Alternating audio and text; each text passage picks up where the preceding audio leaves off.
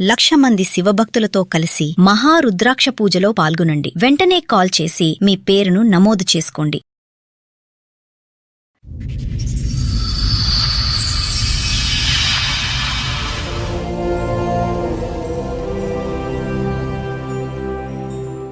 పెళ్ళైన రోజే ఎంక్వైరీ చేస్తే అమ్మాయి జీవితం నాశనం అయిపోయింది, ఆ అబ్బాయి బ్రోకర్, అమ్మాయిలు బిజినెస్ చేస్తాడని చెప్పారు.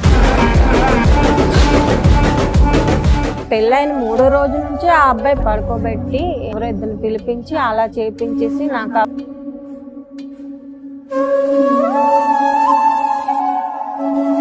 అత్త వాళ్ళకైతే చెప్పాలి. చెప్పాను మేడం. ఏమంది ఆవిడ? ఇప్పుడే కదమ్మా డబ్బులు సంపాదించుకోవాలని అన్నది. అదేం చిన్న విషయం కాదు నాన్న. మాక్సిమం క్రైమ్ లో హైయెస్ట్ క్రైమ్ నువ్వు చెప్తున్నది. ఇలా ఎందుకు కొట్టాడు? వర్క్ కి వెళ్ళలేదని సార్. ఇంతనా? కస్టమర్ల దగ్గరికి వెళ్ళడం స్టార్ట్ చేసావా నువ్వు? వెళ్ళాను మేడం.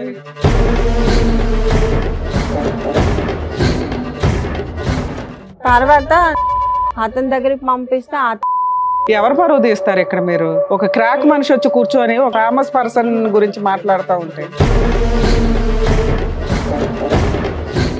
నువ్వు చెప్తున్న లిస్ట్ కి మాకే కోపం వస్తుంది. వాళ్ళు దొరికితే వెళ్ళి కొట్టేసి రావాలని పోలీసులకు తెలీదా? అట్లాంటి కేసులు వదిలేస్తారు అనుకుంటున్నావా?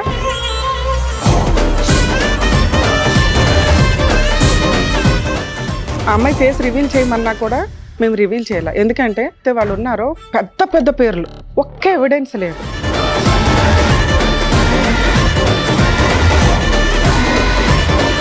నమస్తే, సుమన్ టీవీ సమర్పిస్తున్న పద్మవ్యూహం కార్యక్రమానికి స్వాగతం. మరి ఈ కార్యక్రమంలో మనతో పాటు ఉన్నారు ప్రముఖ హైకోర్టు అడ్వకేట్ రమ్యాకుల గారు. నమస్తే మేడం. నమస్తే అండి. ప్రముఖ సైకియాట్రిస్ట్ డాక్టర్ కళ్యాణ్ చక్రవర్తి గారు. నమస్తే సార్. సార్, మేడం గారు ఆవిడ సమస్య చెప్పుకోవడానికి ఇక్కడి వరకు వచ్చారు. ఆవిడ సమస్య ఏంటో అడిగి తెలుసుకుందాం. నమస్తే అండి. నమస్తే మేడం. చెప్పండమ్మా, ఏంటి మీ సమస్య? ఇక్కడి వరకు దేనికి వచ్చారు? అయితే నాకు ముందు మ్యారేజ్ అయిపోయింది, హస్బెండ్ చనిపోయారు మేడం. ఎలా చనిపోయారు? Train accident sir. అది మాది పల్లెటూరు బాగా. యాక్సిడెంట్ సూసైడ్ అమ్మా? ఆహా లేదు, యాక్సిడెంట్. ఎలా అయింది యాక్సిడెంట్? ట్రాక్ దాటుతుండగా ట్రైన్ వచ్చి గుద్దేసింది. అదే ఊర్లో ఉన్న మనిషి ట్రైన్ ఎప్పుడు వస్తుందో కూడా గమనించకుండా దాటాడు, గుద్దింది. రైట్, చెప్పండి. అలా చనిపోయిన తర్వాత బాబుని పట్టుకొని నేను పుట్టింటికి వచ్చాను. పుట్టింటికి వచ్చిన తర్వాత మా అక్క వాళ్ళు వైజాగ్ లో ఉంటారన్నమాట. కొన్ని సంవత్సరాలు పుట్టింట్లో ఉండి తర్వాత మా అక్కల ఇంటికి వెళ్ళి నేను ఖాళీగా ఎందుకు ఉండడం, ఏదో ఒక వర్క్ చేసుకుందాం అని చెప్పి వైజాగ్ వస్తే మా అక్క పని చూసింది మేడం. అందులో 3,000కి జాయిన్ అయ్యాను. జాయిన్ అయిన తర్వాత అలా ఇలా బాబుకి బాగోపోవడం అట్లా మొక్కుకున్న తర్వాత విజయవాడకు వచ్చాను. మొక్కు తీర్చుకున్నాను, రిటర్న్ ట్రైన్ ఎక్కేసాను. ట్రైన్ ఎక్కినప్పుడు ఈయన నాకు పరిచయం అయ్యాను. పరిచయం అయిన తర్వాత ఆ నైట్ అలా అయిపోయింది. తెల్లవారు లెగిసి అతను ఆపోజిట్ సీట్ లో కూర్చున్నారనమాట. కూర్చుంటే మేడం నా ఫోన్ కనిపించట్లేదు, ఒకసారి ఈ నంబర్ నుంచి రింగ్ ఇస్తారా అని అడిగారు. సరే అని చెప్పి నంబర్ నుంచి రింగ్ ఇచ్చాను. ఫోన్ అతని బ్యాగ్ లోనే ఉంది. సరే నా స్టేషన్ వచ్చేసింది, నేను దిగిపోయాను, అతను వెళ్ళిపోయారు. అతను ఎక్కడోడు? అతనిది విజయవాడే సార్. వైజాగ్ మ్యారేజ్ కి వచ్చాడు, పెళ్లికి వచ్చాడు. ఓకే, అతని దారి అతను వెళ్ళిపోయాడు, నువ్వు గాజువాకి వెళ్ళిపోయావు. నేను నా దారి నేను వెళ్ళిపోయాను, అతని దారి అతను వెళ్ళిపోయాడు. ఒక 3 months తర్వాత ఫోన్ చేశారు. ఎవరు అంటే నేనండి పవన్ అంటే, నాకు తెలియదండి రాంగ్ నంబర్ అని చెప్పి కాల్ కట్ చేసి. గుర్తుపట్టలేదు మీరు? గుర్తుపట్టలేదు. ఒక 6 నెలలు 7 నెలలు పోయిన తర్వాత నాకు కాల్ చేసి, మేడం ఆ రోజు మీరు విజయవాడలో ట్రైన్ ఎక్కారు కదా, నేను పరిచయం అయ్యాను కదా మేడం ఆ అబ్బాయిని నేను అని చెప్పారు. చెప్పిన తర్వాత ఆహా మీరా చెప్పండి ఏంటి ఫోన్ చేశారంటే, మీరంటే నాకు ఇష్టం, నేను మిమ్మల్ని మ్యారేజ్ చేసుకుంటాను అన్నాడు.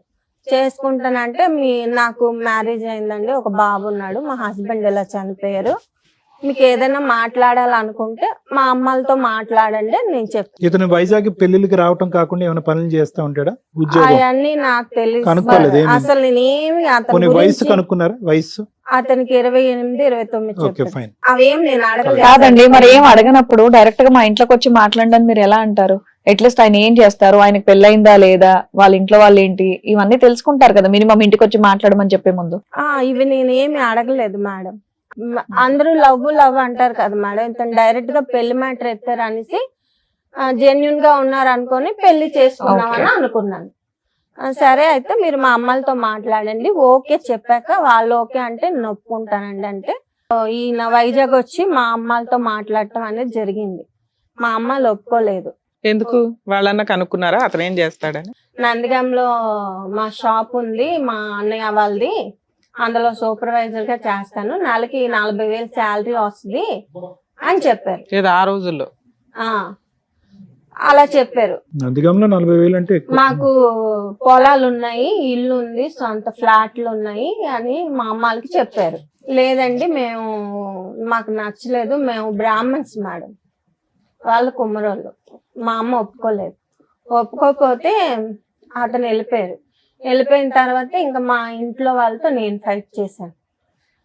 ఇంకా పెళ్లి చేయకుండా అలా వదిలేస్తారేంటి, ఇప్పుడైనా చేయరా అని చెప్పేసి నేను పురుగుల మందు తాగి చచ్చిపోతాను, లేదంటే పెళ్లి చేయకపోతా అని చెప్పి చాలా పెద్ద ఫైట్ చేసి ఇంట్లో వాళ్ళని మొత్తానికి ఒప్పించి అప్పుడు ఒప్పుకున్న తర్వాత మా అమ్మ మా బాబాయ్ వీళ్ళతో మాట్లాడారు. మామూలు మాట్లాడడానికి వెళ్దాం అనుకున్నాము, అక్కడ బొట్టు పెట్టించడం గట్ట అంతా జరిగిపోయింది. ఇది ఎవరు ప్రయత్నం వల్ల ఒప్పుకోవటం జరిగిందమ్మా? నా ప్రయత్నం వల్ల ఒప్పుకోవటం. ఎందుకు మీకు అంత ఇంట్రెస్ట్ వచ్చింది? ఊరికనే అడుగుతున్నాను. అంటే వద్దన్నారు. ఆ అబ్బాయి అలా మాట్లాడి మ్యానిపులేట్ చేశాడు సార్. ఏమన్నాడు? ఆ మాటల్లో అమాయకత్వం గట్ట అలా కనిపించింది. ఉన్నావు, నీకు ఆయనలో అమాయకత్వం కనిపించిందా? అంటే నాకు ఆ టైంకి అలా అనిపించింది మేడం. అది టైం బ్యాడ్. మీ అమ్మ వాళ్ళు అంత ఎంక్వైరీ చేసి అబ్బాయి మంచోడు కాదు అన్నారు కదా. అంత ఎడ్యుకేషన్ పర్సన్ కాదు మేడం, పల్లెటూరు. వాళ్ళు ఎడ్యుకేటెడ్ కాదు, ఏమీ తెలియదు, కానీ కోటేశ్వరుడు 40,000 సంపాదిస్తాడు, సెకండ్ మ్యారేజ్ అయిన పిల్లకి ఇవ్వడానికి ఆలోచించేశారు. అయితే ఒక్క నిమిషం అమ్మా, అక్కడికంటే ముందు ఏమనుకోవద్దు. చెప్పండి. ట్రైన్ లో ఎదురు కూర్చుని ఏం మాట్లాడుకున్నారమ్మా? ఆల్మోస్ట్ ఒక అదే ఎక్కడ ఏంటి అంటే మాది ఇలా వైజాగ్ అండి, మా అబ్బాయికి బాగాలేదు, అబ్బాయి ఉన్నాడని అప్పుడే తెలుసు అతనికి. అప్పుడే తెలుసు. ఇప్పుడు నువ్వు లేటెస్ట్ గా ఏం చెప్పలేదు. మీ ఆయన ఏం చేస్తాడు అని అడగలేదు అతను? అప్పుడు అడిగారు, చనిపోయారు అని చెప్పాను. సో నీ వైపు ప్రాపర్ ఇన్ఫర్మేషన్ ఇచ్చేసావు. అతనికి కాస్త ఈ అమ్మాయిని వదిలేద్దాం అనిపించింది, ఏదో వచ్చాడు. ఏమీ అడగలేదా నువ్వు? నేను అవన్నీ పట్టించుకోలేదు. బాగుంది, నీ పెళ్లి అయిందా అని అడిగారా? ఏం చేస్తావు అని అడుగుతారా? అవన్నీ నేను అడగలేదు. బయట వాళ్ళు ఎవరో ఒకరు మీ డీటెయిల్స్ అడిగితే చెప్పేస్తారండి అలాగా?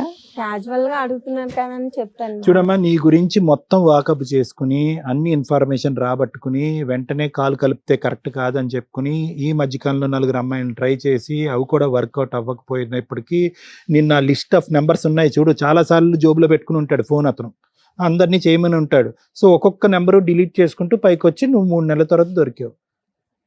నువ్వు లేటెస్ట్గా అప్పుడు అప్డేట్ చెప్తున్నాను అని అంటున్నావు, కానీ వాస్తవానికి అంటే వేర్ ఐఎమ్ కమింగ్ ఫ్రమ్ అంటే నీ గురించి అప్డేట్ అనేటటువంటిది అతనికి ట్రైన్లోనే తెలిసిందని చెప్పడం గురించి నా ఉద్దేశం. ఇప్పుడు నాకు ఆల్రెడీ పెళ్ళి అయ్యిందని ఫోన్ ఎత్తి నువ్వు చెప్పాను అన్నావు చూడు ఇందాక, అది ఉత్తమాట. మా దగ్గరికి ఏదో చెప్తున్నావు, ఫోన్ ఎత్తగానే నాకు ఆల్రెడీ పెళ్ళి అయింది, నాకు కొడుకున్నాడు అంటే అప్పుడు కూడా నేను చెప్పాను సార్. మళ్ళీ ఇంకోసారి చెప్పావా? మళ్ళీ ఇంకొకసారి చెప్పాను, నేను రిపీటెడ్ గా చెప్పాను అనమాట. అది పెళ్లి చెప్పాడు కదా, నాకు మ్యారేజ్ అయింది, మీ ఇంట్లో వాళ్ళు ఒప్పుకుంటారా అని చెప్పి నేను చెప్పాను. మేడం అరేంజ్డ్ మ్యారేజ్ అయినా ఎక్కడ జరిగింది, ఎంతమంది వచ్చారు? హోటల్లో జరిగింది మేడం. మా తరపున మా చుట్టాలు అవి ఒప్పుకోలేదు. నేను, మా అక్క ఆయన, మా పెద్దనాన్నగారు, 10 మంది, ఒక 20 మెంబర్స్. అమ్మగారు రాలేదు? అమ్మ అందరూ వచ్చారు.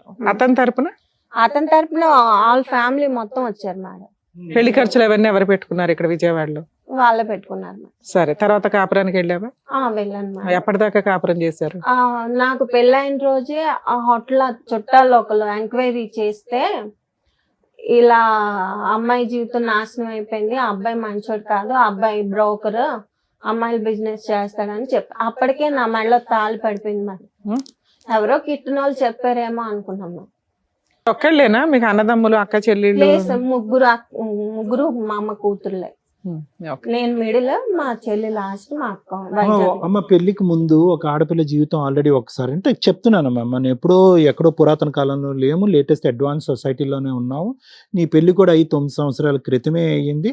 నువ్వు కనుక్కున్నటువంటి వివరాలు మీ తల్లిదండ్రులకి తెలిసిన తర్వాత, మీ అమ్మగారికి తెలిసిన తర్వాత, నాన్నగారు లేరమ్మా? లేదు. అమ్మగారు మరి ఏదో ఒకటి నందిగామ ఆ షాపుకి ఫోన్ చేయటమో చెప్తున్నాను, ఆ సూపర్వైజర్ అనే పాత్ర ఉందా లేదా అనేది కనుక్కోవటం, ముందు వెనకాతల ఆస్తులు అనేది ఏమీ ఎంక్వైరీ చేయలేదమ్మా. జస్ట్ ఇక్కడ కట్ చేస్తే మళ్ళీ పెళ్ళేనా? వెళ్ళాం మేము వాళ్ళ ఇంటికి వెళ్ళాము. వెళ్ళారా? వెళ్ళాము. నైస్. వెళ్ళిన అదే వాళ్ళ సొంత ఇంటికి అక్క వాళ్ళ కొడుకు ఇంటికి తీసుకెళ్లారు. అతనిది షాప్. ఓకే. వాళ్ళు కూడా అదే చెప్పారు, మా పని చేస్తున్నాడు ఇక్కడ? సూపర్వైజర్ గా చేస్తున్నారండి. 40,000 జీతం. కౌలూరులో ఇల్లు చూపించారు, వాళ్ళ పొలాలు చూపించారు, అవన్నీ చూపించారు. Okay, good good good. Marriage హాల్లోనే మ్యారేజ్ అవగానే మీకు చెప్పారు కదమ్మా ఈ అబ్బాయి బిజినెస్ చేస్తాడు అని, మీరు అడిగారా అతన్ని? లేదు మేడం, అప్పుడు పెళ్లి హడావుడిలో ఉన్నాం కాబట్టి తర్వాత నెక్స్ట్ రోజు ఇంకో నెక్స్ట్ రోజు ఎప్పుడైనా అడిగావా సరదాగా అయినా? గిట్టని వాళ్ళు చెప్పారనుకో, నేను అంత పెద్దగా పట్టించుకోలేదు. ఏది ఆ చిన్న విషయం అది నీ దృష్టిలో అప్పటి? లేదు మేడం, నేను పెద్దగా పట్టించుకోలేదు. అంటే నాకు అంత మెచ్యూరిటీ. ఎన్ని రోజులు హ్యాపీగా ఉన్నారు? ఎంతకాలం హ్యాపీగా ఉన్నారు మీరు? ఒక 3 నెలలు. తర్వాత ఏమైంది? తర్వాత అత్త వాళ్ళ ఇంటి నుంచి బయటకు వచ్చాం మేడం. 3 నెలలు అత్తగారి ఇంట్లో ఉన్నారు. మళ్ళీ ప్రెగ్నెన్సీ గానీ అట్లా ఏమైనా వచ్చిందా? లేదు మేడం. ఓకే. అయితే మేము బయటకు వచ్చి అపార్ట్మెంట్ రెంట్ తీసుకుంటే మా అమ్మగారు సామాన్లన్నీ కొనుక్కోవడానికి. అత్తగారింట్లో ఉన్నారు, బయటికి ఎందుకు వచ్చారు? నేను అక్కడే ఉందాము, సొంత ఇల్లు ఎందుకు ఎక్కడికి వెళ్ళి రెంట్ కట్టుకోవడం అని అంటే, అప్పటికి వాళ్ళ అమ్మకి చిన్న సాంబార్ విషయం తక్కువ అయిందని కూడా ఈదులో పెట్టేశారు సార్. అప్పటికే గొడవ అయింది. మేము పెళ్ళైన 3వ రోజు నుంచి ఆ అబ్బాయి పెద్దగా అరవడం, వాళ్ళ అమ్మని కొట్టడం, ఈదులోకి లాగడం, వాళ్ళ అన్నయ్య అబ్బాయి మధ్యలో గొడవలు జరగడం. నీ మీదకి ఏం రాలేదు కానీ వాళ్ళ అమ్మ మీదకి అయితే వెళ్ళాడు. ఈ 3 నెలల్లో నీ మీద ఏం లేదు? నా మీదకి ఏం రాలేదు. ఉద్యోగానికి వెళ్ళేవాడు 3 నెలలు? ఇంట్లోనే ఉన్నాడు సార్. అదైతే మీరు పనికి వెళ్ళట్లేదు, అక్కడికి వెళ్ళట్లేదు, షాపింగ్ కి వెళ్ళాలి కదా, వెళ్ళట్లేదు అనేసి అంటే ఏం లేదు సార్. అసలు ఇంట్లో కూర్చొని ఫోన్ పట్టుకొని చూడటం, లేదంటే ఏమైనా తినటం, లేకపోతే టీవీ చూడటం. మళ్ళీ ఇల్లు గడవటానికి డబ్బులమ్మా? మా అత్త వాళ్ళకి పొలం ఉంది సార్, వాళ్ళు బియ్యం వేస్తారు, ఈవిడే మొత్తం మెయింటెనెన్స్ అంతా. ఇతను తిని పడుకోవటం ఇంట్లో, ఇంకేం లేదు ఇతని పని? ఏం లేదు. ఉద్యోగం అంతా గ్యాసే. అక్కడికి అది అయిపోయిన తర్వాత మేము వచ్చాము. ఇల్లు అంతా చూసుకున్నాం. మా అమ్మగారు అమౌంట్ వేస్తే ఒక 2 లక్షలు మొత్తం సామాన్లు అన్ని కొనుక్కొని. మీ అమ్మగారి దగ్గర 2 లక్షలు ఉన్నాయా వేయడానికి? రోజులు గడుస్తున్నాయి, నెలలు గడుస్తున్నాయి, ఫోన్లు వస్తే మాట్లాడుతున్నాడు, ఇచ్చేస్తున్నాడు తప్ప ఎక్కడ అస్సలు ఇల్లు కదలట్లేదు. సో దీన్ని బట్టి ఆ బ్రోకర్ బిజినెస్ కూడా లేనట్టేగా? అది ఉంటే కనుక దాన్ని బట్టి బిజీ లేదు సార్. ఫోన్ లో మొత్తం జరిగిపోతుంది అంతా. అంటే నాకు డౌట్ రాకుండా మెయింటెనెన్స్ చేసుకొని వచ్చారు. అయితే ఒక రోజు నేను ఫోన్ ఎత్తడం జరిగింది. అమ్మాయిలు ఉన్నారా, రేట్ ఎంత, ఇవన్నీ మాట్లాడుతున్నారు. సార్ మీరు ఎవరు అనుకుని ఎవరికి ఫోన్ చేసారు, ఎవరితో మాట్లాడుతున్నారా? నేను ఆ రోజు చాలా పెద్ద గొడవ ఆడాను మేడం. నీకెందుకు అని చెప్పి చాలా పెద్ద గొడవ చేసి నాకు ఇక్కడ కండ మీద ఇంత ముక్క పీకేశాడు. మొత్తం ఆ ఫ్యామిలీ అందరికి వీడియో కాల్ చేసి చూపించాను. అయితే కండ పీకేశాడు. మీ అబ్బాయి ఏదో తప్పు చేస్తున్నాడండి అని చెప్పేసి. మా అమ్మాయిలకి చేస్తే పెళ్ళి 6 నెలలు కాలేదు, ఏంటి గొడవలు అని చెప్పేసి తిట్టారు. అసలు మ్యాటర్ నేను మా అమ్మల దాకా చెప్పలేదు సార్. మామూలుగా ఇలా గొడవ అయిందమ్మా, ఇలా మొక్క పీకేశాడు అని చెప్పాను. అయితే కుక్క అమ్మా లేదు సార్, అసలు స్నానం చేయడు, బ్రష్ చేయడు, అసలు నీట్నెస్ అనేది లేదు. అంత మొక్క పీకేసిన వీడియోలు ఏమైనా ఉన్నాయా, ఫోటోలు గానీ? కొట్టిన డబ్బులు ఉన్నాయి మేడం. ఆ ఫోన్ మొత్తం పగలు కొట్టేసాడు, అవేం లేవు. అందరికి వీడియో కాల్ చేస్తే అందరూ ఏమన్నారు? తిట్టారు, ఈ అబ్బాయిని తిట్టారు. అయితే ఇదంతా అయిపోయిన తర్వాత మేడం ఇప్పుడు మీతో పాటు మీ అబ్బాయి కూడా ఉంటాడా? లేదు సార్, ముందే వాళ్ళ ఫ్యామిలీకి చెప్పాం మేము. మా అబ్బాయి మా అమ్మగారు దత్తత చేసుకున్నారు, మా అబ్బాయి బాధ్యత మీకు లేదు, మా అబ్బాయిని మేమే చూసుకుంటాము అని ముందే చెప్పారు. దత్తత చేసుకున్నారమ్మా? అడాప్ట్ చేసుకున్నారా అఫీషియల్ గా? ఎవరు, మీ అమ్మగారు వాళ్ళు? అవును సార్. సరే నాన్న, అత్తగారి ఇంటికి వెళ్ళావు తర్వాత అసలు ఎప్పటిదాకా కలుస్తున్నారు మీరు మీ హస్బెండ్? 5 years కలుసున్నాము, విడిపోయి 5 years. ఆ 5 years లో ఏం జరిగిందో కొంచెం బ్రీఫ్ గా చెప్పండి. నాకు కొంచెం ఆస్మా ప్రాబ్లం ఉంది. టాబ్లెట్స్ అవన్నీ ఇచ్చి, ఏవో మత్తు టానిక్లు అవన్నీ ఇచ్చి నన్ను పడుకోబెట్టి ఎవరో 2 పిలిపించి అలా చేపించేసి నాకు ఆ వీడియో మొత్తం తీసి చూపించాడు మేడం. మీకు తెలియకుండా ఇలా చేస్తాడు? అవును మేడం. చెయ్యి కొరికేస్తేనే వెళ్ళి తోలు తీసేసావు మీ అత్తగారి దగ్గరికి వెళ్ళి పరువు తీసి. మరి ఎంత సీన్ జరిగినప్పుడు వెళ్ళావా? వెళ్ళాను మేడం. ఏమన్నారు? వెళ్ళి గొడవాడేసి నేను పుట్టింటికి వెళ్ళిపోయాను, మీ దగ్గరికి రాను, ఇలా చేస్తున్నావు అని చెప్పి. కాకపోతే ఈ మ్యాటర్ మా అమ్మకి చెప్పలేదు. నువ్వు అసలు ఏం చెప్పవాలి మీ అమ్మ వాళ్ళకి? మంచిదాను గానీ వాళ్ళు మీ అత్త వాళ్ళకైతే చెప్పాలి కదా ఎంత పరువుతో పని చెప్పాను చేశాడని. మేడం. ఏమంది ఆవిడ? ఆవిడ ఏంటన్నదంటే ఇప్పుడే కదమ్మా డబ్బులు సంపాదించుకోవాలని అన్నది. ఆ. అప్పుడు ఆవిడ క్యారెక్టర్ అనేది నాకు అర్థమైంది. అందరూ ఆహా బిజినెస్ ఫ్యామిలీ అంతా ఇంతేనా అని చెప్పేసి ఫ్యామిలీ బిజినెస్. అలిగి వెళ్ళిపోయావు. అలాగే నేను పుట్టింటికి వెళ్ళిపోయాను ఆ. మేడం. ఒక 6 నెలలు 8 నెలల వరకు నేను రాలేదు. ఓకే. ఏ రాకపోతే కేసులు వేయలా? ఏ కేసు మీ అక్కకి గాని మీ చెల్లికి గాని మీ అమ్మకి గాని ఎవరికి చెప్పలా? చెప్పలేదు మేడం. ఎందుకంటే పెళ్ళయి సంవత్సరం కూడా నిండలేదు. ఏ నీ బొంద? మా అక్క ఏం మాట్లాడుతున్నావు నువ్వు? మా అక్క ఎవరో మత్తు మంది ఇచ్చి మీ ఆయన ఇద్దరు వచ్చి రేప్ చేసిపోతే పెళ్ళై సంవత్సరమే అయింది, ఈ విషయం బయట పెడితే ఏం బాగుంటదని కూర్చున్నావా? అవును మేడం. మా అక్క నీకేమైనా జీవితం క్రాక్ బాలేదు. ఉందా? మా అక్క జీవితం బాగాలేదు మేడం. మా చెల్లి జీవితం అంతంత మాత్రం. మొన్నే పెళ్లి చేసాము, అంత కట్నం ఇచ్చి వాళ్ళందరినీ వద్దనుకొని పెళ్లి చేసాము. ఇప్పుడు మళ్ళీ మొగుడు దగ్గర ఏంటి సంవత్సరం నాన్న? లేకుండా అదేం చిన్న వచ్చేసిందంటే విషయం కాదు నాన్న. మాక్సిమం క్రైమ్ లో హైయెస్ట్ క్రైమ్ నువ్వు చెప్తున్నది. చిన్న విషయం లాగా చెప్తున్నావేంటి? సరే ఓకే, తర్వాత పోనీ అప్పుడైనా వదిలేసావా వాడిని? వదలలేదా? లేదు మేడం. మళ్ళీ ఏమ్మా అప్పుడైనా మీరేం చిన్నపిల్ల కాదు కదమ్మా. 13 ఏళ్ళకో 14 ఏళ్ళకో అలా చేశారంటే నాకు తెలియదంటే ఏమన్నా నమ్ముతాం కానీ అప్పటికి మీకు 25 ఏళ్ళు. ఎవరికి 25 చెప్పాలి? ఏళ్ళు వచ్చిందంట కాపురానికి. ఎందుకెళ్ళో మళ్ళీ మళ్ళీ 1 ఇయర్ తర్వాత కాపురానికి తీసుకెళ్లాడు మేడం. అంటే ఇలాంటివి నేను చేయించిన మొత్తం అన్ని డిలీట్ చేసేస్తానని చెప్పితేనే నేను నమ్మేసి అప్పుడే వెళ్ళిపోయావు అమ్మాయికి నమ్మేసి వెళ్ళిపోయాను మేడం. 1 ఇయర్ తర్వాత ఓకే అమ్మా. 1 ఇయర్ తర్వాత అయితే అదంతా డిలీట్ నీ దృష్టిలో.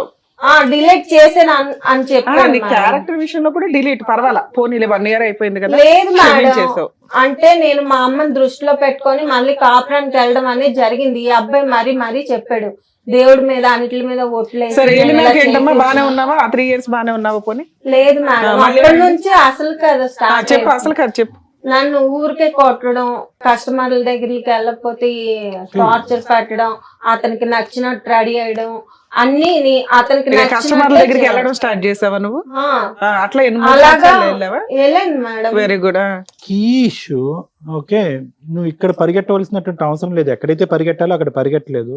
నిన్ను ఎవరు ఒత్తిడి చేశారమ్మా? నిన్ను అంటే నీ క్యారెక్టర్ ఒకసారి మత్తుతో జరిగినటువంటి అంశానికి ఎంతో చితికిపోయి ఎంతో బాధపడిపోయి అక్క జీవితాన్ని, చెల్లి జీవితాన్ని, అమ్మ పరువుని కాపాడాలి అనే ఉద్దేశంతో వాళ్ళు వృత్తి ధర్మంగా భావించేటటువంటి వృత్తిలోకి నువ్వు ఇన్వాల్వ్ అయిపోయావా? అవును సార్. ఎందుకు? ఇప్పుడు అవును సార్ ఏమైనా అంటే? నాకు జరిగింది తెలిస్తే మా అమ్మగారు బతకరు సార్. ఇప్పుడు వాళ్ళిద్దరు జీవితాలు సరిగ్గా లేవు, నా జీవితం కూడా సరిగ్గా లేదని తెలిస్తే మా అమ్మగారు ఏటైపోతారని దాని దృష్టిలో పెట్టుకొని మళ్ళీ కాపురానికి వెళ్ళడం అమ్మ దేని జరిగింది. గురించి బాధపడతాదమ్మా? నాకున్నటువంటి ఒక సొంత కూతురు, ఎంతో అల్లారు ముద్దుగా పెంచినటువంటి కూతురు ఈ డాష్ వృత్తిలోకి వెళ్ళిపోయింది అనేటటువంటి పెద్ద అంశమా? లేదంటే నా మొగుడు ఇలా చేశాడు కాబట్టి నా జీవితం ఇలా పాడైందనే చెప్పేటటువంటి అంశం మీ అమ్మగారికి పెద్ద అంశం అవుతుందా? ఈ రెండిట్లో ఏది పెద్ద ఇష్యూ? ఏది పెద్ద ఇష్యూ? ఇంకేం వినక్కర్లేదు నీ కదా. లేదు నీ సార్, వ్యక్తిత్వం ఏంటి, నీ ఆలోచన ఏంటన్నది నాకు అర్థమైపోయింది. ఈ రెండిట్లో ఏ తల్లి గుండె ఎప్పుడు పగులుతుంది? ఈ విషయం తెలిసినప్పుడు పగిలిపోతుంది. నువ్వు కావాలని చేస్తే ఆవిడ గుండె పగులుతుందమ్మా. మీ ఆయన బలవంతంగా చేస్తున్నాడంటే వెళ్ళి మీ అమ్మకి చెప్పుకోవాలి కదా నువ్వు ఆ విషయం అంటున్నావు. నేను ఒకటి చెప్పినట్టు వింటావా అమ్మ చెప్పినట్టు వింటావా అమ్మ? నువ్వు చెప్పాలి కదా నీ షేర్ చేసుకుందా? ఒక్కదానివైనా ఇప్పుడు వాళ్ళకి కష్టాలు ఉన్నాయని అక్కనే చెల్లిని కూడా దింపావా? చూసావా? దీనికోసం మాట్లాడా. చీచి అని అనిపించింది కదా, చీచి అని మీ అమ్మకు కూడా అనిపించి వాడు తోలు తీసేసేది. ఏంటి అంత కూల్ గా మాట్లాడుతున్నావు? ఎంతకాలం నేను ఉన్నారు? కూల్ గా మాట్లాడలేదు మేడం. 5 ఇయర్స్ నుంచి ఫైట్ చేస్తున్నాను. ఏం ఫైట్ చేస్తున్నావు? 3 ఇయర్స్ అయితే కస్టమర్స్ దగ్గరికి వెళ్ళావు, సంపాదన ఏం చేసావు? అవును మేడం, మీరు నేను వెళ్ళింది చూస్తున్నారు కానీ నేను ఎందుకు వెళ్ళాల్సి అరే వచ్చిందో వెళ్ళకూడదని మేము చెప్తున్నాం. ఎందుకు వెళ్ళామని కాదు, వెళ్ళకూడదని చెప్తున్నాం. వెళ్ళకూడదంటే ఆ వీడియో పబ్లిక్ చేస్తాను అంటున్నాడు మేడం. నేను డిలీట్ పోలీస్ చేశాడు, కంప్లైంట్ ఇవ్వచ్చు డిలీట్ కదమ్మా. చేస్తేనే వెళ్తున్నాను అన్నావు కదా. నీ కంఫర్ట్ జోన్ నువ్వు అన్ని ఎట్లా డోర్లు క్లోజ్ చేసి నీ కంఫర్ట్ గా ఏది కావాలో అది చెప్తున్నావు. ఓకే పర్లా. ఒక స్త్రీకి జరగకూడని అన్యాయం నీకైతే జరిగింది. నీ పాత్ర ఎంత ఉంది, మీ ఇంట్లో వాళ్ళ పాత్ర ఎంత ఉందో, అబ్బాయి పాత్ర ఎంత ఉందో పక్కన పెడితే ఎక్కడో ఒకటి నువ్వు రియలైజ్ అవుతావు కదా. 3 ఇయర్స్ కి అయితే రియలైజ్ అయ్యావు. అయ్యాను ఈ మేడం. 3 ఇయర్స్ లో సంపాదించిన సంపాదన ఏం చేసావు? అతనికే ఇచ్చాను మేడం. ఇల్లు కొనుక్కున్నాడు, కార్ కొనుక్కున్నాడు, అన్ని కొనుక్కున్నాడు మేడం. సరే లాస్ట్ లో ఎట్లా మా విడిపోయావు? అబ్బాయికి 200 ఇస్తానన్న చేతిలో రూపాయి కూడా ఇవ్వలేదు. అదే ఇంకా నాకు ఓపిక చచ్చి నేను ఇంకా చేయలేను, నాకు ఓపిక లేదు, ఇప్పటికే నా ఆరోగ్యం క్షీణించిపోయింది, నేను ఇంకా చేయలేనంటే నువ్వు చేస్తేనే నా కొంపలో ఉండు, చేయకపోతే వెళ్ళిపో. నిన్నేనా ఇలా బట్టలు అట్లా సర్దు. బిజినెస్ కోసం చాలా మంది అమ్మాయిలు మోసం చేసి పెళ్లిళ్ళు చేసుకున్నాడా? అతనికి ముందు పెళ్లి అవ్వలేదని చెప్పాడు నాకు. అతనికి పెళ్లిళ్ళు ఎందుకమ్మా, పెళ్లిళ్ళు అవసరం లేదు. బిజినెస్ చేస్తావు అనుకుంటే అమ్మాయిలు నీతో కూడా అలాగే చేయించవచ్చు కదా, పెళ్లి ఎందుకు చేసుకున్నాడు? ఆ అమ్మాయి చెప్పింది, ఆ అబ్బాయి ఇది వరకు బిజినెస్ చేసేవాడు, ఆ అబ్బాయికి నువ్వెలా పెళ్లి చేసుకున్నావమ్మా అనేసి అంటే, అంతా అయిపోయిన తర్వాత చెప్పితే ఏం లాభం మేడం, మొత్తం జరగాల్సిన నష్టం అంతా నాకు జరిగిపోయింది. అరే ముందు చెప్పారు, ఎంక్వైరీ చేసుకోవాలి, ఆ పెళ్లి రోజు చెప్పారు, తర్వాత 3 నెలలు నీ లైఫ్ బాగానే ఉంది. ముందు 3 కదమ్మా, నెలలు, అప్పుడే ముందు కదా 6 నెలల ఎంక్వైరీ వరకు చేసుకోవాలా? బానే ఉంది మేడం. అత్తయ్య వాళ్ళ ఇంట్లో ఉన్నప్పుడు బానే ఉంది, బయట 3 నెలల తర్వాత బానే ఉంది. అక్కడ నుంచి నాకు ప్రాబ్లమ్స్ అనేవి సరే స్టార్ట్. నువ్వు తప్పించుకొని బయటకు వచ్చేసావు, ఊరుకున్నాడా? మంచి కస్టమర్ వెళ్ళిపోయినట్టే లెక్క కదా ఆయనకి, ఊరుకున్నాడా? లేదు మేడం. తర్వాత అతని దగ్గరికి పంపిస్తే అతనితో నేను గొడవ అదే లాస్ట్ గొడవ మాకు. అతను నన్ను కొట్టి టార్చర్ పెట్టాడు. ఆ వీడియో కూడా నా దగ్గర ఉంది మేడం. అది ఆయన మొత్తం నా ఫోన్ ఆ రోజు లాక్కొని కిందకేసి చెత్త కొట్టి, అది ఎరగలేదని సుత్తితో పెట్టి మరి కొట్టి ముక్కలు చేసి నా ప్రూఫ్స్ ప్రతి ఉంది మేడం. ఇప్పుడు లేవు. మొత్తం ఇప్పుడు ఏ ప్రూఫ్స్ కూడా అతని నీతో మీద పాటు exhaust ఇంకెవరన్నా ఉండవు. వచ్చారా? లేదు మేడం. నువ్వు మా ఒక్కదానివే తమ్ముడు వచ్చావా? వచ్చాడు. ఒక్క నిమిషం సొంత అమ్మా, తమ్ముడా? మళ్ళీ చెప్తున్నా. అంటే మా చిన్నప్పటి నుంచి ఒక్క నిమిషం, మీ పేరు ఎవరు పరువు తీస్తారు ఇక్కడ? మీరు ఒక క్రాక్ మనిషి వచ్చి కూర్చొని ఒక No, we are not famous picking up, person గురించి we are not మాట్లాడుతా picking up ఉంటే. any names. I'm just asking for the list of people that she's involved. అమ్మ ఇలాంటి పెద్ద మనుషుల్లో ఎవరైతే ఎవరి పేర్లు తీయట్లేదు, ఆ మాత్రం కామన్ సెన్స్ మనకు, ఎవరి పేర్లు తీయట్లేదు, ఇంకా పెద్ద పెద్ద మనుషులు ఎవరన్నా ఉన్నారా నీ లిస్ట్ లో? లేరు సార్. ఇతను ఒక్కడే, ఉన్నదే చెప్పాను. అతను ఒక్కడే. అతను ఒకటి. సో ఇవన్నీ కూడా నీకు ఎక్కడా కూడా ఏ ప్రయాణం కూడా, మొత్తం ఎన్ని సంవత్సరాలు అయితే నువ్వు ఫైట్ చేసావు, ఇష్టం లేక అయిష్టతోనే వెళ్ళావు, అతను బలవంతంతో వెళ్ళావు. మీ అమ్మగారికి ఈ మాట చెప్తే కనుక అమ్మ మనసు పాడైపోద్దని చెప్పే వెళ్ళావు. ఎక్కడా కూడా ఆ డబ్బులు నీకు రావటం గానీ నువ్వు వాడుకోవటం గానీ చేయలేదు. ఏమీ జరగలేదు మేడం. నాన్న ఈ 5 years లో ఏం చేశారు మీరు? కేసులు ఏమన్నా వేసారా వేశాను కోర్టులో? మేడం. ఏమేం కేసులు వేసారు? పోలీస్ స్టేషన్ కి వెళ్ళి ఇలా బిజినెస్ చేపిస్తున్నాడు అని చెప్పేసి నన్ను కొట్టిన దెబ్బలతోనే ఆ రోజు నేను పోలీస్ స్టేషన్ కి వెళ్ళాను. పోలీస్ స్టేషన్ కి వెళ్తే ఫోన్ తీసుకొని మొత్తం చూస్తే దొరికాడు.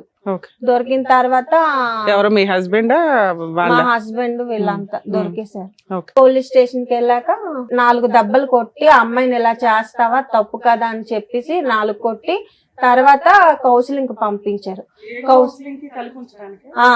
కలిసి ఉంచడానికి కౌన్సిలింగ్. సార్ మేడం నేను కలిసి ఉండే ప్రసక్తి లేదు మేడం, నా జీవితం నాశనం చేస్తాడు, నా జీవితం అన్యాయం అయిపోయింది. నాన్న నువ్వు ఇంతమంది లిస్ట్ చెప్పినాక కూడా వాళ్ళు కౌన్సిలింగ్ కలిపి ఉంచాలని అతను రెడ్ హ్యాండెడ్ గా దొరికిన తర్వాత కూడా కౌన్సిలింగ్ అన్నారు మేడం. ఇక్కడ ఏం జరిగింది మేడం నాకు న్యాయం? నాన్న ఇప్పుడు మీరు అన్నారు కదా మేడం నేను క్రాక్ అని. నేను క్రాక్ కాదు మేడం. నేను క్రాక్ అని నేను అనలేదమ్మా. నీకు క్రాక్ ఇలా ఎందుకు మాట్లాడుతున్నావు, ఇలా సేమ్ ఎందుకు నేను ఇక్కడ behave ఇప్పుడు చేసావు నాకు అని అంటున్నా. జరిగింది. నిన్ను క్రాక్ అని డిసైడ్ చేయడానికి నేనెవరు మేడం, ఎక్కడ వెళ్ళలేదు కదా. నా Certificate బాధ ఇవ్వడానికి. నేను ఇక్కడ జరిగింది నాకు తెలుసు, అవతల వాళ్ళకి ఎవరికి తెలుసు సార్. నేను ఎందుకు చేయాల్సి వచ్చింది అవతల వాళ్ళంటే ఎవరమ్మా? బయట వాళ్ళకి తెలియక సార్. నా బాధ నేను బయట వాళ్ళకి నీ గురించి ఒకటి ఎందుకు తెలియాలి నాన్న? మాట్లాడవలసినప్పుడు మాట్లాడలేదు, చెప్పుకోవలసిన మనుషులకి చెప్పుకోలేదు. మత్తు వచ్చినప్పుడు ఏదైతే పని చేసావో, మత్తు లేనప్పుడు కూడా 5 సంవత్సరాల పాటు ఆ పని చేసినప్పుడు 100 మంది కూడా ఇదే మాట అంటారు. ఎవరిని తప్పు పట్టక్కర్లేదు. నువ్వు అనుభవించింది నీ దగ్గర ఒక ఎవిడెన్స్ లేదు, ఒక కేసు ఎఫ్ఐఆర్ అవ్వలేదు. ఇన్ని చెప్తున్నారమ్మా. మీ హస్బెండ్ మిమ్మల్ని కొట్టినట్లు ఉంటదే తప్ప ఇప్పుడు నువ్వు చూపించేవన్నీ వీడియో కూడా పోలీసులకి అంత బుద్ధి లేదు అనుకున్నావా? నువ్వు చెప్తున్న లిస్ట్ కి మాకే కోపం వస్తుంది.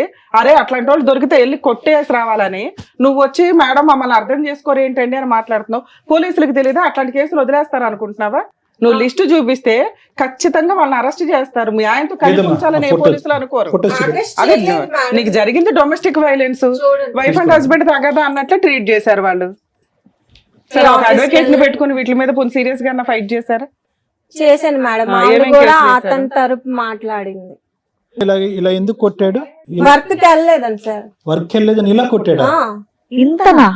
ఎంత దారుణంగా ఒకసారి కొట్టారు. మొత్తం ఫోటోలు చూడండి సార్, ఇవి మొత్తం అన్ని కమిలిపోయి. ఇలా ఎన్నిసార్లు జరిగిందమ్మా? ఇంత చాలా సార్లు అంటే సార్. వెళ్ళినప్పుడల్లా ఈ వాయింపు. అలాగే ఆ డబ్బులకు భయపడి మా పుట్టింటికి వెళ్ళిపోయి అక్కడే ఒక 6 నెలలు 7 నెలలు ఉండేసి మళ్ళీ వచ్చేదాన్ని. మళ్ళీ సేమ్ రిపీట్. నేను వెళ్ళంటే అలా కొట్టాను. వీడేనా? పెళ్లి ఫోటో సార్. అయ్యే బాబోయ్. అంతలానా కొట్టటం? అక్క సో ఈ వాళ్ళకి కొట్టిన పంపడం ఫోటోలు వల్ల- ఇవన్నీ ఆ, ఇవి చాలా సందర్భాల్లో జరిగినాయి, కానీ ఒక సందర్భంలోనే నువ్వు ఫోటోలు తీసుకుని ఇందులో పెట్టావు. అంటే నేను మా అక్క వాళ్ళకి పంపడం జరిగింది సార్, నా కాడ ఫోన్ లేదు కదా అప్పుడు, అవి పంపడం జరిగింది. అయ్యే వాళ్ళ గూగుల్ ఐడి నుంచి తీసి నాకు ఇచ్చారు. కానీ ఎటొచ్చి ఏంటంటే ఆ ఫోటోకి అతని వీడియో కూడా ఉంది సార్ కొట్టినట్టు, ఆ రోజు కొట్టినప్పుడు వీడియో మేడం చూడండి. ఆ ఫోన్ లో కూడా మాట్లాడుతున్నాను.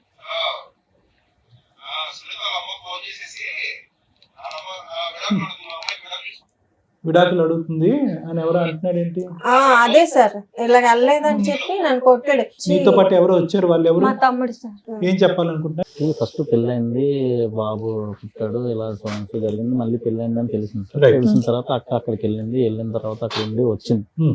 వచ్చిన తర్వాత ఇలానే బాధపడుతుంటే అక్క సూసైడ్ చేసుకోవడానికి అటెంప్ట్ చేసిన తర్వాత వాళ్ళ అబ్బాయి మాకు చెప్పాడు, ఇలా అమ్మ సూసైడ్ చేసుకుందంటే ఎందువల్ల ఏంటంటే అప్పుడు మొత్తం అన్ని అడిగితే చెప్పింది ఇలా. సరేనక్క ఏం చేద్దాం అంటే నేను అక్కడ గాజు వర్క్ సార్ మాది. మీది గాజువేనా? అంటే ఎప్పుడు 5 years బ్యాక్ మీకు ఇవన్నీ తెలిసినాయి? నాకు అంటే వాళ్ళ అబ్బాయి ఇతను ఎప్పుడైతే సూసైడ్ చేసుకున్నా అదే ఎప్పుడు సుమారు ఎప్పుడు అది? ఎప్పుడు జరిగింది? అది ఒక 1 year అలా అవుతుంది. అంతే 1 year బ్యాక్ వీళ్ళ స్టోరీ మీకు తెలిసింది. తెలిసిన తర్వాత అబ్బాయి ఇలా చెప్తే మేము వెళ్ళిన తర్వాత జరిగింది, ఇలా సూసైడ్ ఎందుకు చేసుకున్నాం అక్క ఏటక్క అంటే అప్పటికి విడిపోయి 4 years అవుతుంది కదా, మర్చిపోయి ఉంటది. అప్పుడు ఎందుకు చేసుకుంది సూసైడ్ ఐటమ్? అంటే అతని కోసం తిరిగి ఒక్క నిమిషం తమ్ముడు, ఒక 2 నిమిషాలు ఆగండి. సూసైడ్ ఎప్పుడు చేసుకున్నావు? అటెంప్ట్ ఎప్పుడు చేశారు? 1 year అవుతుంది సార్, 2 సార్లు చేశాను సూసైడ్ అటెంప్ట్. ఎందుకు ఇప్పుడు ఈ మధ్యకాలం ఎందుకు చేస్తున్నారు? 5 సంవత్సరాల నుంచి పోలీస్ స్టేషన్లు ఏంటి, దిశ కేసులు ఏంటి, మహిళా మండలి తిరిగి ఏంటి, అలిసిపోయావు ఇంకా నాకు ఎక్కడ న్యాయం జరగలేదనిపించి నేను సూసైడ్ అటెంప్ట్ కదమ్మా. చేశాను. ఏం న్యాయం, ఏం కేసులు, ఏంటి గొడవ? అదే సార్, ఇప్పుడు ఏదైనా సరే 498 కడతాను అంటున్నారు, ఈ కేసు కట్టను అంటున్నారు. మీకు ఏం కావాలి ఇప్పుడు? ఆయన నుంచి ఏం కావాలి? ఏం ఎక్స్పెక్ట్ చేస్తున్నారు?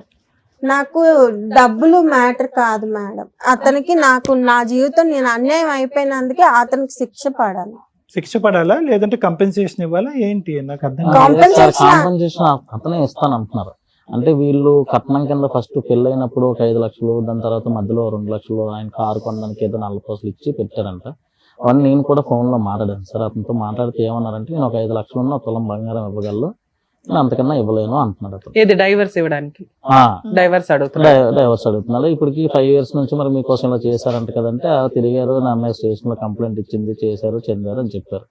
ఇవన్నీ మీరు ఎప్పుడైనా సిట్టింగ్ కూర్చొని మాట్లాడారా ఫోన్ లో గానీ? ఫోన్ లో బిజినెస్ చేయించావా అని అడిగారా? అవన్నీ మేము అడిగితే మీరు చూసారా, చెందారా అని అడుగుతున్నారు. సో అతనైతే ఒప్పుకోవట్లేదు, ఆ వ్యాపారం అది ఈ అమ్మాయి చేత చేయించినట్టు ఒప్పుకోవట్లేదు. ఒప్పుకోలేదండి. కాకపోతే ఈవిడ మెసేజ్లు చేసేది వీళ్ళతో వాళ్ళతో మాట్లాడేది అని చెప్పేసి నాకు చెప్పాడు. చెప్తే నేను అడిగాను ఆవిడ చదువుకుందా అని అడిగాను, చదువుకోలేదు అన్నాడు. అంటే ఆవిడ చదువుకోలేదని మాకు తెలుసు అండి. ఆవిడ చదువుకోకుండా ఆవిడ ఎలా మెసేజ్లు చేస్తుందని అడిగాను. ఆయన ఏంచి అది కాదు ఇది కాదు అంటే అప్పటికి మాకు ఇవి చెప్పింది ఇలా బేసికలీ ఏంటంటే ఈ అమ్మాయి మీద అతనికి అనుమానం అనేది ఒకటి ఉంది. లేదు సార్, మరి మెసేజ్లు అంటే తనే మెసేజ్లు చేయిస్తూ ఉంటారు అనమాట. ఇప్పుడు మీరు ఉన్నారు సార్, ఎగ్జాంపుల్ మీ నంబర్ తన దగ్గర ఉంటుంది, తనే ట్రాప్ చేయిస్తారు అనమాట. ఫోన్ చేయించి మాట్లాడించడం చేయడం ఇంట్లో మొత్తం అన్నిటి కోసం అలా చేయించేవాడు ఇదేదని చెప్పేసి చెప్పిందా. ఓకే నీకు ఇంత జరిగినప్పుడు ఎందుకమ్మా, మనకు ఎవరికైనా ఒక్కరికైనా చెప్పాలి కదంటే చెప్తే ఇలా ఉంది, నాకు ఆ వీడియోతో బ్లాక్ మెయిల్ చేస్తున్నాడు 1-10 సార్లు. ఏరుకోరి మరి సరే నేను చేసుకుంటాను పట్టుబట్టి చేసుకున్న తర్వాత ఇలా జరిగితే మళ్ళీ నాకు ఇబ్బందే కదా, నేను ఇంక అందుకే ఉండిపోయాను. మాకు అప్పుడు ఇలా జరిగిన తర్వాత తెలిసిన తర్వాత నేను అడిగితే అప్పుడు నేను మొన్న రీసెంట్ గా ఒక 4 months అలా అవుతుంది మేడం, నేను మాట్లాడాను ఫోన్ లో ఇలా ఉందంట కదండి, ఎందుకు ఇది ఒకసారి చూసి మాట్లాడండి, ఏంటని తీసుకెళ్తారంటే నేను తీసుకెళ్ళొచ్చాను. ఇప్పటికి 5 years కూడా ఇక్కడే రెంట్ కి ఉండేది, ఆ పక్కనే దగ్గరలోనే ఉండేది. అంతా ఫైట్ చేసుకుని మహిళా మండలి దగ్గరికి వెళ్ళి ఎప్పటిదాకా ఉంది విజయవాడలో? 1 year వరకు. 1 year వరకు విజయవాడలోనే. మరి ఇందాక అడిగితే 5 years నుంచి వాళ్ళ అక్క దగ్గర ఉంటున్నాను ఆవిడ పోషిస్తున్నారు. 1 year నుంచి 4 years వదిలేసి నువ్వు విజయవాడలో ఇండివిడువల్ గా ఉన్నావు. 5 years ఎలా ఉన్నావు? డబ్బులు ఎక్కడే? మా అమ్మ వాళ్ళు వేసారు మేడం. అమ్మ పోషించేదమ్మా ఇంతకాలం. ఇప్పటికి మీరు ఒక్కరే ఉన్నారా? అవును మేడం. మీరు ఒక్కరే అక్కడ ఎందుకు ఉన్నారు మరి? అది అమ్మ వాళ్ళ దగ్గర వెళ్ళాల్సింది కదా. అమ్మ కేసుల గురించా? అమ్మ వాళ్ళకి అన్ని తెలిసిపోతాయి అని చెప్పేసి నాకు భయం వేసి మీ ఆయనతో ఉన్నట్టే తెలుసా మీ అమ్మ వాళ్ళకి? లేదు మేడం, వదిలేసాను.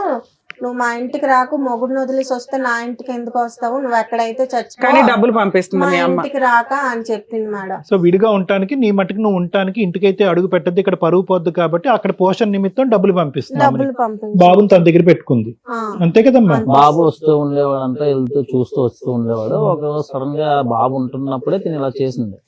చేసిన తర్వాత మాకు అప్పుడు ఆ బాబు చెప్పాడు, ఇలా ఇలా ఉందని, ఇలా జరిగింది అంటే అప్పుడే అలా కాళ్ళు అందరూ వెళ్ళి తీసుకొని వచ్చారు. వచ్చిన తర్వాత అక్కడ నుంచి ఇల్లు ఖాళీ చేసిన తర్వాత అసలు ఏం జరిగింది ఏంటంటే ఎవరికి చెప్పట్లేదు. చెప్పమ్మా పర్వాలేదు, నేను మరి మీ తమ్ముడు మీ అబ్బాయి బాబు అంటున్నా కదా, నాకు చెప్పక్క పర్వాలేదు అంటే అప్పుడు ఇలాగ ఉంది తమ్ముడు, నేను ఎవరికి ఏం చేయలేకపోతున్నాము, ఏం చెప్పాలో కూడా తెలియట్లేదు మాకని. అప్పుడు నేను 4 నెలల క్రితం మాట్లాడితే తను చెప్తున్నాడు, నేనైతే ఒక 5 లక్షలు ఇస్తాను, ఒక తులం బంగారం ఇస్తాను, నాకు ఇచ్చారు ఓకే, నాకు అక్కడ లేవు, ఇప్పుడు ఏం చేయమంటారు, నేను ఎంత అయితే ఇవ్వగలను, లేకపోతే లేదు. నేను కాంపోజిషన్ అయితే అడగట్లేదు, నాకు డబ్బులు వద్దు, మరి ఏం నాకు ఇలా కావాలి జరిగినందుకు వాడికి తగ్గ శిక్ష పడాలి అంటున్నాడు. ఈ స్టేజ్ మీదకి ఎవరు తీసుకొచ్చారు అమ్మాయిని? తను తనే videos మాట్లాడి వచ్చిందా? ఇక్కడ ఎవరు వాళ్ళని శిక్షిస్తారు అనుకుంటున్నారు? ఇప్పుడు మీ వీడియోస్ అన్ని చూస్తూ ఉంటే అందరికి తెలుసు కదా నాకు న్యాయం జరుగుతుంది అనే ఏ కదా. న్యాయం సార్? పోలీసుల దగ్గరికి వెళ్ళింది, అడ్వకేట్ల దగ్గరికి వెళ్ళింది, వాళ్ళు చెయ్యని న్యాయం ఈ స్టేజ్ మీద రమ్య గారు అయితే చెయ్యరు కదా. శిక్ష అంటే ఏం శిక్ష పడాలి అంటే నాకు తెలియక అడుగుతున్నాను, సారీ. నువ్వు పడినటువంటి వేదన బాధ మామూలుది కాదు. ఒక పక్క నుంచి అమ్మకి చెప్పుకోలేక భర్త ఇలాంటోడు అని చెప్పి నరకం, నువ్వు అనిపించింది నరకం, అది నాకు అర్థం అవుతుంది. ఆ పోరాటం గురించి ఈ పుట్టింటికి వెళ్ళలేక అత్తింటి దగ్గరే, అదే మీ ఆయన ఇంటి పక్కనే ఒక ఇల్లు తీసుకుని ఆ అమ్మకి ఇప్పటికీ కూడా నేను ఇక్కడే ఉండిపోతానమ్మా, నేను గెలవాలని, నార్మల్ టార్చర్ కాదమ్మా, it's very heavy hearted. But what can we do? ఏంటి శిక్ష అంటే ఏంటి? ఈ పాటికి నువ్వు చాలా పోలీస్ స్టేషన్లు, చాలా అందరి మాటలు అన్నీ విన్నావు కదా, ఏ విధంగా శిక్ష పడుతుంది ఇలాంటి వాళ్ళకి? ఏంటి శిక్ష? 498 కేసు పెడతానంటున్నారు మేడం. ఒక్క నిమిషం తమ్ముడు. 498 కేసు పెడితే నాకు న్యాయం ఎక్కడ అవును, దానికి జరుగుతుంది? ఇలా మించిన ఇల్లు శిక్ష, అలా వచ్చేస్తారు కదా దానికి మించిన మేడం. శిక్ష ఏంటి? ఆడిని నరికేసే శిక్ష ఏంటి? ఆడిని నరికేసే శిక్ష ఏమైనా ఉందా? ఇలా చేసినందుకు దానికి తగ్గ వేరే సెక్షన్లు ఉంటాయి కదా అని See, the అడుగుతుంది thing కూడా. is, ఒకటే, నీ బాధ, ఆవేదన, నీ కోపము, నువ్వు ఎంత రగిలిపోతున్నావు, ఎన్ని సంవత్సరాలు బట్టి రగిలిపోతున్నావు. ఎందుకంటే ఇలాంటి అంశాల గురించి బహుశా ఒక స్త్రీ ఎక్కడో చోట విసిగి వేసారిపోయి అమ్మాయి వాడు కల్మకాడు పోతాడని చెప్పి వదిలేస్తావు. కానీ నువ్వేంటంటే ఈ పెళ్లి గురించి అన్నీ వదులుకున్నావు, పరువు వదులుకున్నావు, ఒక ఆడపిల్లకు ముఖ్యమైనటువంటి ఆ అంశాన్ని వదులుకున్నావు, తల్లి ప్రేమ నుంచి దూరం అయ్యావు, కొడుకు నుంచి దూరం అయ్యావు, అన్నిటినీ త్యాగం చేసుకుని కేవలం ఒక మనిషితో, ఒక ట్రైన్లో తూతూ మంత్రంగా కనిపించినటువంటి ఒక మనిషితో జీవనం కొనసాగించాలని చెప్పి మొదలుపెట్టిన నువ్వు మొదటి నుంచి అదంతా మోసమే. ఏది పెళ్ళి పందిరిలోనే వీడు కరెక్ట్ కాదు జాగ్రత్త అమ్మా అని చెప్పినటువంటిది నీది. అప్పటి వరకు నువ్వు విన్న కథ అంతా కూడా రివర్స్ అయిపోయి అలాంటి వ్యక్తితో నువ్వు జీవితాంతం ఎలా కొనసాగాలి అనే అనుమానంతో, క్వశ్చన్ మార్క్తో ముందుకెళ్తూ ఉంటే కనుక ఏదైతే కనుక నువ్వు భయపడ్డావో ఆ భయం నిజమైపోయింది.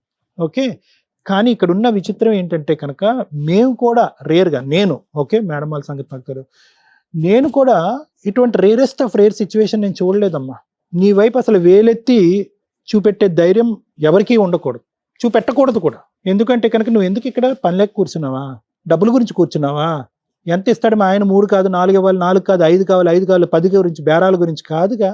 నీ మనసులో రగిలిపోతున్న ఆవేదన, వేదన ఏదైతే ఉందో, సపోర్ట్ సిస్టమ్ లేనటువంటి ఒక ఆడపిల్ల ఇక్కడ వచ్చి కూర్చుంది. చాలా ఈజీగా ఇప్పుడు మనం అనొచ్చు, ఓకే ఎస్, వెనక ముందు చూసుకోకుండా వాడెవడు, వాడి కెరీర్ ఏంటి, వాడు ఏంటి అనేది కనుక్కోకుండా ఎలాగమ్మా అంత గుడ్డిగా వెళ్ళిపోయి ఎలా పెళ్లి చేసుకో అని చెప్పి రెట్రోస్పెక్ట్గా మనం అడగవలసినటువంటి. ఇందాక నుంచి నేను చూస్తుంటే నాకు బాధ జాలే వస్తుంది. అరే ఎందుకు కొద్దిగా కనుక్కుని ఉంటే కనుక జీవితం ఇంకొద్దిగా బాగుండేదేమో అనేటటువంటి ఆలోచన కూడా వస్తుంది. దానికి మించి అసలు కోపం రావట్లే. ఇన్ఫ్యాక్ట్ నువ్వు ఎందుకు ఇంత కోపపడుతున్నావు అనేది అర్థమైంది. ఎందుకంటే ఇలాంటిది ఒకసారి మత్తిచ్చి ఇలా చేయగానే వాడు పీకి ప్యాకెట్ ఆడి ఉండేవారు. అమ్మకి చెప్పో, లేదంటే ఇలాంటి పెద్ద మనుషులు, ఇలాంటి కుర్రోళ్ళని తీసుకొచ్చి దబదబా అని కొట్టుండేవారు. కానీ నువ్వేం చేసావంటే కనుక అమ్మ పరువు పోకూడదు, అక్క జీవితం నాశనం అవ్వకూడదు, చెల్లి జీవితం నాశనం అవ్వకూడదు. కాబట్టి ఏదో విధంగా ఈ రోజు కాకపోతే రేపైనా మొగుడు అనేవాడు మారుతాడు కదా, దయదలుస్తాడు కదా, అలవాట్లు మార్చుకుంటాడు కదా అనేటటువంటి ఒక్క ఆశతో నువ్వు వెనక్కి వెళ్ళావు. వెనక్కి వెళ్ళిన తర్వాత నీకేం కొత్తగా ప్రపంచం ఏం కనిపించలేదు. వాడు ఏదైతే అన్నాడు, సంతకాలు పెట్టిస్తాను, ఇది మానేస్తాను, అది తీసేస్తాను అంది, అదంతా గ్యాస్ అని నీకు ముందే తెలుసు. వెనక్కి వెళ్ళావు. వెనక్కి వెళ్ళిన తర్వాత ఏం మారింది? ఏం మారలేదు. నేను ఎందుకు ఆశ్చర్యపడుతున్నాను, ఇలాంటి కేసు నేను చూడలేదని అంటున్నానంటే కనుక సెకండ్ టైం ఎప్పుడైతే కనుక నీ జీవితంలో అన్యాయం జరిగి ఇది బలవంతంగా కాదు, ఇది నీ వృత్తి ధర్మం, నువ్వు బయటకు వెళ్తే కనుక నిన్ను కొడతాను, చంపుతాను, నరుకుతాను అని చెప్పి నిన్ను ఒక ఉచ్చులో పెడుతున్నాడు చూడు, అప్పుడు గాల్లోకి ఎగిరి తన్ని పారిపోయినటువంటి 99 మంది ఆడవాళ్ళని చూశాను, కానీ ఇలా పారిపోలేకుండా అదే కుంపట్లో దహనం అయిపోతూ అమ్మ పరువు తీయకూడదు, అమ్మని బాధ పెట్టకూడదు, చెల్లిని అక్కని బాధ పెట్టకూడదు, కొడుకు ముందు తలదించుకునే పరిస్థితి ఉండకూడదు. నాకంటూ కూడా ఒక పెళ్లి జరిగితే కనుక అది కూడా తెలిసి తెలియక ఆ పెళ్లి జరిగితే కనుక రెండో పెళ్లిలోంచి నేను పారిపోవటం కరెక్ట్ కాదు అని చెప్పి అక్కడే పడున్నావు చూడు, అది నేను ఎక్కడ చూడనటువంటి ఒక అంశం. నువ్వు ఇప్పుడు వరకు చెప్పినవన్నీ వాస్తవాలు అయితే కనుక, వాస్తవాలనే అనుకుంటున్నాను, నీ కళ్ళని స్టడీ చేస్తున్నాను నేను, ఓకే అది పక్కన పెట్టము. ఎక్కడ తప్పు జరిగిందమ్మా ఏంటి? నాకు నిజంగా అసలు ఫస్ట్ స్టార్టింగ్ చెప్తూనే నాకు మైండ్ బ్లోయింగ్. ఏంటి 2002లోని 2003లోని ఒక రైల్వే ఉద్యోగం చేస్తున్నటువంటి ఒక స్త్రీ, అంటే ఎంతో కొంత చదువుకుంది, ఎంతో కొంత అవగాహన ఉంది, పట్టణ ప్రాంతంలో ఉంది, ఒక 10 సంవత్సరాల పిల్లకి ఒక 15 సంవత్సరాలు కుర్రోడికి పెళ్లి చేయటం ఏంటమ్మా? ఎక్కడ? అప్పట్లో నానమ్మ గారు చనిపోతారని చెప్పేసి నా సరే ముందే వాట్ ఎవర్ ఇట్ ఇస్ అమ్మ, ఏ పరిస్థితుల్లో ఒక 2 నిమిషాలు నా మాట విని, ఏ పరిస్థితుల్లో అంటే ఎక్కడ నీ మనసు గాడి తప్పింది, ఎక్కడ నీ ఆలోచన వైఖరి గాడి తప్పింది, ఎక్కడ ఈ ఉచ్చులోంచి సరైనటువంటి సమయంలోని సందర్భంలోని ఆలోచనలోంచి బయట పడలేకపోయావు అనేటటువంటి దాని యొక్క పునాది అక్కడ ఉందని చెప్తున్నాను. ఎవరు ఏ పరిస్థితుల్లో ఏ ఆలోచన వల్ల చేశారనేది నాకు పద.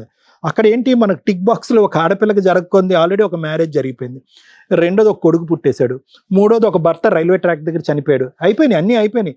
ఏవైతే కనుక ఒక మనిషి బహుశా 100 సంవత్సరాల పాటు కూడా చూడనటువంటి ఒక కథ ఏదైతే నీ జీవితంలో ఉండకూడదో అది 15-14 సంవత్సరాలకి నువ్వు మొత్తం అంతా చూసావని చెప్పడం నా ఉద్దేశం.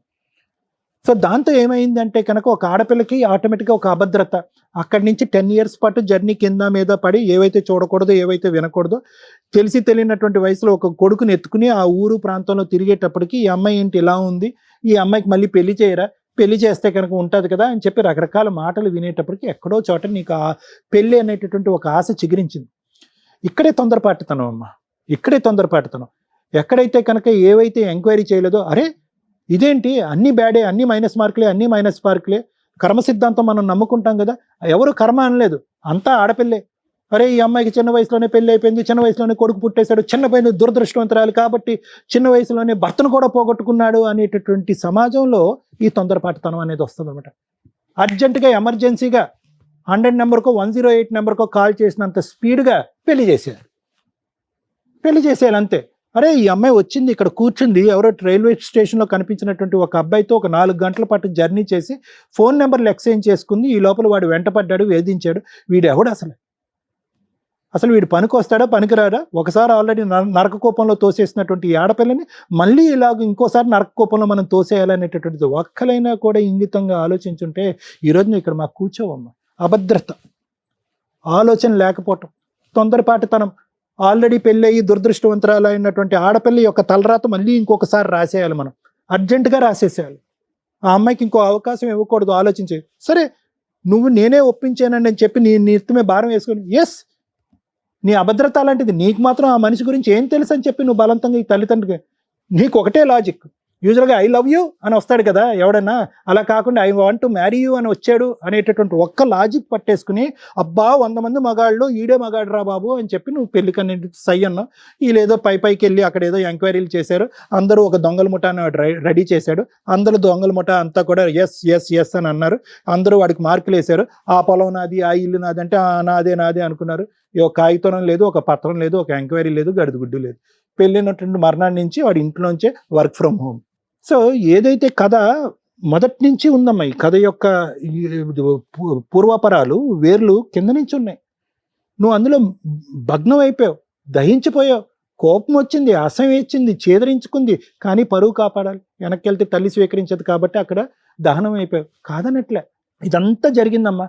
నరకం టార్చర్ తప్ప నీ జీవితం ఏం చూడలే. నిజంగా నేను చెప్తున్నా, 10 సంవత్సరాలు అప్పుడు మొదలైనటువంటి నేను నరకం ఇంకా 34 సంవత్సరాలు ఇంకా ఎండ్ అవ్వలే, నెవర్ ఎండింగ్ స్టోరీ. కానీ ఇక్కడ ఎండ్ చేసుకోవాలా లేదా అనేటటువంటిది నీ చేతుల్లో ఉంది. నువ్వు డిప్రెషన్లో ఉన్నావు, బాధపడుతున్నావు, లోపల కుంగిపోతున్నావు, నీకు సపోర్ట్ సిస్టమ్ లేదు. నా అనేటటువంటి వాళ్ళు ఈ ఊరు వెళ్తే కనుక 100 మంది ఉన్నా కూడా ఆ నా అనే వాళ్ళు పక్కన లేరు, కడుపులో పెట్టుకుని దాచుకున్నావు. నేను ఇలాంటి వృత్తిని నమ్ముకుని ఇలాంటి బలవంతంగా ఇటువంటి వృత్తిలో ఉన్నాను అని చెప్పి సిగ్గుతో మాట చెప్పుకోలేక, బయటకు చెప్పుకోలేక, ఇప్పుడు నీ కొడుకు అంత అయ్యి ఉంటాడుగా, 21 years ఏంటమ్మా అని ఆడి నోటి అంటే ఎక్కడ మాట వస్తుంది? ఏమే ఇప్పుడు వరకు ఈ మాత్రం చెప్పకుండా అంత చండాల పనులు చేస్తావా డాష్ డాష్ అని అంటారని చెప్పి ఆ మాట భరించలేక కడుపులో దాచిపెట్టుకుని 2 సార్లు సూసైడ్ అటెంప్ట్లు చేసి చావలేక బ్రతకలేక ఆ మహానుభావుడు ఎవడో వస్తే అతను కక్కేవు నువ్వు. లేదంటే ఎప్పుడో చచ్చిపోవాల్సింది, ఎప్పుడో మానసికంగా ఎప్పుడో చచ్చిపోయావు, శరీరం వెళ్ళలేదు అంతే నీది. కానీ ఇప్పటి నుంచి అమ్మా నేను అనేది ఏంటంటే ఎందుకు జరిగింది, ఎలా జరిగింది, ఎవరి వల్ల జరిగింది, ఎప్పుడు జరిగింది అనేటటువంటి మాటలన్నిటికీ నేను చెప్పేసే సమాధానం. ఆడికి దండించాలి అనేటటువంటి ఆలోచనతో నిన్ను ఇంకా జీవితాంతం దండించుకోకమ్మా. నేను ఒక సైకియాట్రిస్ట్ని, ఓకే, నేను పోలీస్ వ్యవహారాలు ఇంకో విధంగా మాట్లాడను. ఏం దండిస్తావు నువ్వు? 5.5-6 సంవత్సరాల పాటు 7 సంవత్సరాల పాటు దండించలేనటువంటి ఒక మనిషి ఈరోజు ఫ్రీ బర్డ్ లాగా ఆకాశంలో ఎగిరే పక్షిలాగా హ్యాపీగా ఆ వృత్తో ఇంకో 10 మంది వృత్తో ఇంకో 100 మంది ఆడవాళ్ళ జీవితాల్లో నాశనం చేసేవాడిని నువ్వేం దండిస్తావు? మేమేం దండిస్తాం? ఇక్కడ ఇన్ఫాక్ట్ ఏంటంటే కనుక నీ పుండి మీద నువ్వే ఇంకా ఇలా పచ్చికారం వేసుకుంటున్నావు. ఎందుకు?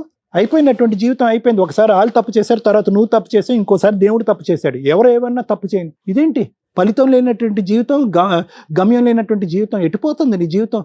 కక్ష సాధింపా? వాడిని శిక్షించాలా? ఎవరు శిక్షించాలి? నువ్వు చేస్తావా? పోలీసులు చేస్తారా? ఏ లా కింద, ఏ సెక్షన్ కింద? వాడిని ఉరేసేయాలా? నరకటానికి ఏం సెక్షన్ పెట్టాలి, చంపడానికి ఏం సెక్షన్ పెట్టాలి వాడిని? I don't think so it is practically possible అమ్మా. ఇంతకంటే స్ట్రైట్ ఫార్వర్డ్ ఉన్న కేసెస్కే శిక్ష పడట్లే రకరకాల కారణాల వల్ల. ఆడు తప్పించుకుని తిరిగేటటువంటి బ్యాచ్. నువ్వు ఏం కేసులు పెట్టావు, ఏ దారిని వెళ్ళావు అవైతే నాకు తెలియదు, కానీ ఇక్కడి నుంచి అయినా జీవితాన్ని వాడి కర్మకాడిని వదిలేసాయి. వాడు ఏమన్నా ఇస్తే తీసుకో, నా మాట వినమ్మా. నువ్వు బ్రతకాలి, నీ కొడుకు బ్రతకాలి. జీవితాంతం అమ్మా దాసోహం అని చెప్పి మీ అమ్మకి అడుక్కునేటటువంటి పొజిషన్లో నువ్వు లేవు. ఎక్కడో చాట నీకంటూ ఒక జీవితం ఉంది, నీకంటూ ఒక వ్యక్తిత్వం ఉంది. అట్లీస్ట్ ఇప్పటికైనా అది బ్రతకమని చెప్తున్నాను. ఈ పగలు, ప్రతీకారాలు, శిక్షించటాలు, వాడికి శిక్ష పట్టాలి, ఇవన్నీ వేస్ట్, ఇవన్నీ వర్కౌట్ అవ్వో. కాదు సార్, నాది నా బాధ. అమ్మ బాధ అయినా దేన్నైనా ఆడపిల్లకి అన్యాయం తప్ప న్యాయం జరగదు సార్. ప్రూఫ్ అమ్మ ఆడపిల్లల్ని అందులోకి తోసింది ఎవరు, వెళ్ళింది ఎవరు? ఒక 10 సంవత్సరాల ఆడపిల్లకి పెళ్లి చేసింది ఎవరు? ఆడొచ్చి చెప్పాడు ఆ 10 సంవత్సరాలప్పుడు నిన్ను పెళ్లి చేసుకోమని. ఎందుకమ్మా ఈ మాటలన్నీ? ఎక్కడ వర్కౌట్ అవుతుంది ఇవి? These are not going to work. These are helpless situation. మనం వెళ్ళాం నడుచుకుంటూ అందులోకి, ఆ కుంపట్లోకి. నేను ఒకటే చెప్తున్నానమ్మా, బలవంతంగా వాట్ ఎవర్ ఇట్ ఈస్, బయటికి పారిపోవటానికి 1,00,000 అవకాశాలు ఉన్నాయి తల్లి నీకు. అదేమి జైలు కాదు, అదేమి అండమాన్ నికోబార్లో ఉండేటటువంటి ఒక మారుమూల ప్రాంతంలో ఉండేటటువంటి ఒక జైలు కాదు. పట్ట పగలు అడిబొడ్డున జరిగింది ఇది.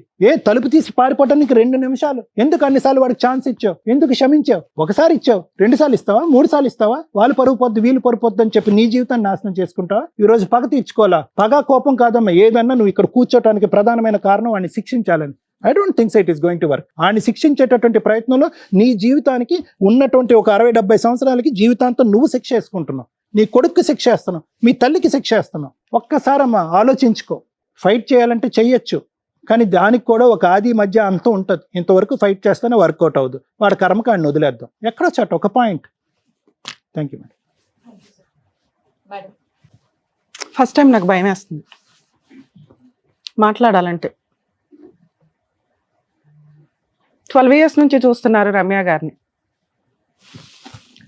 అడ్వకేట్స్ మోసం చేశారు, కోర్టులో న్యాయం జరగలేదు, పోలీసులు న్యాయం చేయలేదు.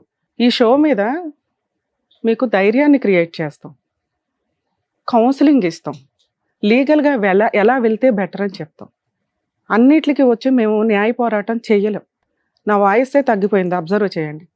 మసిపూసి మారేడుకాయలాగా నేను మాట్లాడను. ఇక్కడికి వచ్చిన వాళ్ళందరికీ ఓదార్పు యాత్ర కొన్ని సందర్భాల్లోనే ఇస్తాను తప్ప, కొన్ని డేంజర్ కేసులు అని అనిపించినప్పుడు ఎంత మాట్లాడాలో అంతే మాట్లాడితే నాకు బెటర్. ఎందుకంటే మాట్లాడేసి చేతులు దులుపుకోవడానికి నా ప్రొఫెషన్ అది కాదు. మేడం, నా రిక్వెస్ట్ వాళ్ళ బ్రదర్ని ఒకసారి పిలిస్తే ప్లీజ్. మా ఎపిసోడ్లు చూసే వాళ్ళందరికీ రిక్వెస్ట్ అండి, ఈ స్టేజీ మీద మా అర్హత, మా తాహత, మా టాలెంటు ఎంతో దానికి మించి చేస్తూ ఉంటాం. లా అండ్ ఆర్డర్ మా చేతిలో లేదు, పనిష్మెంట్స్ మా చేతిలో లేవు.